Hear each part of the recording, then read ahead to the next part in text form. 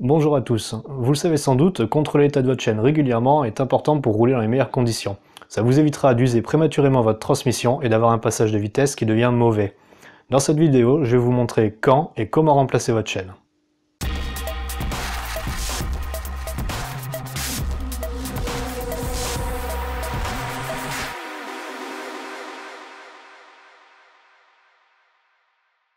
Vous allez le voir dans cette vidéo, contrôler et remplacer votre chaîne avec les bons outils est vraiment quelque chose de très simple. C'est une opération que chaque cycliste doit savoir faire pour l'entretien courant de son vélo. Je vous propose justement de passer en revue les outils qui vous seront nécessaires. Vous avez dans un premier temps cette jauge qui vous permet de contrôler l'élongation de votre chaîne.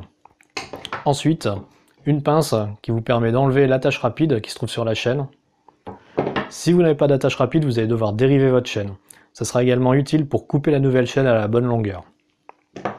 Bien entendu, une chaîne pour le remplacement et un dégraissant métaux pour nettoyer la nouvelle chaîne et enlever le produit de conservation.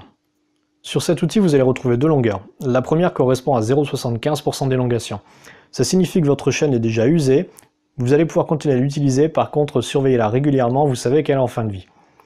La deuxième longueur correspond cette fois-ci à 0,1% d'élongation. Si votre chaîne atteint 0,1% d'élongation, vous devez la remplacer. Comment l'utiliser? C'est très simple. Vous allez le positionner de cette façon sur votre chaîne, et si la marque à 0,1% d'élongation parvient à rentrer de cette façon, votre chaîne est usée, vous devez la remplacer. Sur ma chaîne, je possède une attache rapide, ça veut dire que je peux démonter ma chaîne très facilement juste à l'aide d'une pince. Si vous n'avez pas d'attache rapide sur votre chaîne, vous allez simplement devoir la couper à l'aide d'un dérive-chaîne.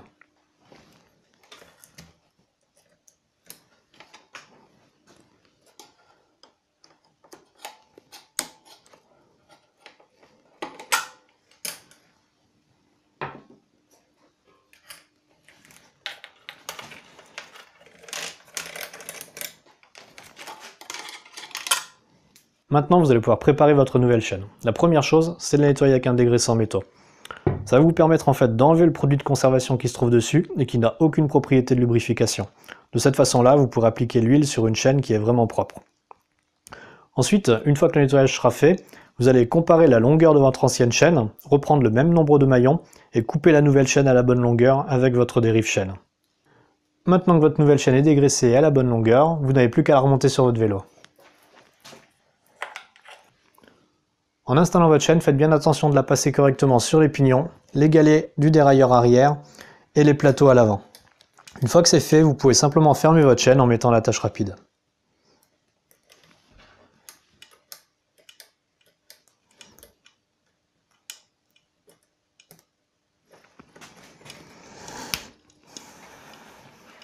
Maintenant, vous n'avez plus qu'à placer la chaîne correctement sur le petit plateau à l'avant, déverrouiller votre chape à l'arrière. La chaîne se tend et c'est fini. Aussi simple que ça. On n'oublie pas avant d'aller rouler, la chaîne est neuve, donc on la lubrifie.